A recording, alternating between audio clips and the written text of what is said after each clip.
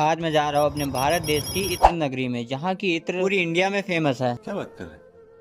तो सुबह 6 बजे मैं दुकान से दूध और ब्रेड का पैकेट ले आया और सुबह का ब्रेकफास्ट करके मैं रेडी होकर निकल लिया अपनी मंजिल की तरफ। मैं अपनी मम्मी, आंटी, अंकल के साथ ऑटो पकड़कर निकल लिया सीतापुर बस स्टॉप की तरफ, क्योंकि हम लोगों को वहीं से बस पकड़नी है और सुबह जल्दी हम लोग इसलिए निकले थे हमको हमारी मंजिल और इत्र की नगरी कन्नौज तक डायरेक्ट बस मिल सके, और जो हमें मिल भी गई। बस में हम लोगों ने फ्रंट सीट ली और आगे बैठकर थोड़ी देर इंतजार किया और फिर उसके बाद मैं अपने अंकल के साथ मौज मस्ती करते हुए सफर का मजा लेने लगा। सफर में मजा तो आ ही रहा था कि मेहंदी घाट ओवर ब्रिज पर पहुंचकर गंगा माता के सुंदर दर्शन भी कर लिए, जो कि एक विशाल रूप में दिखाई दे रही थी। और फाइनली अब हम लोग अपनी मंजिल कन्नौज पहुंच आए थे। और फाइनली मैं अपने बुआ के घर पर पहुंचकर, और मैं तो हूँ एक लड़का, इसीलिए मेरे पैर तो एक पास रुकने वाले हैं नहीं, इसीलिए मैं बाइक उठाकर निकल लिया नदी की तरफ घूमने के लिए, जहाँ पर हम तीनों ने मिलकर कुछ थोड़ी बहुत फोटो भी क्लिक की। और उसके बाद मैं अपनी बुआ के लड़के यानी कि अपने बड़े भाई सनी से मिलने आ गया। और भाई इन्होंने कुछ दिन पहले जन सुविधा केंद्र मोबाइल शॉप एक ही में ओपन की है। उसके बाद मैं सनी को पकड़ कर ले आया और चला गया खेतों की तरफ घूमने के लिए। और थोड़ी बहुत एक्शनबाजी करने के बाद हम लोग चले गए मार्केट की तरफ, क्योंकि कल सनी की शादी और उसे थोड़ा बहुत सामान लेना अभी बाकी है, इसीलिए हम लोगों ने सनी की हेल्प कराने के लिए उसे जूते वाली शॉप पर ले आए। और फाइनली रात होते ही हमारे दूल्हे राजा साहब की मेहंदी लग रही थी और तभी मैंने कुछ ऐसा बोल दिया,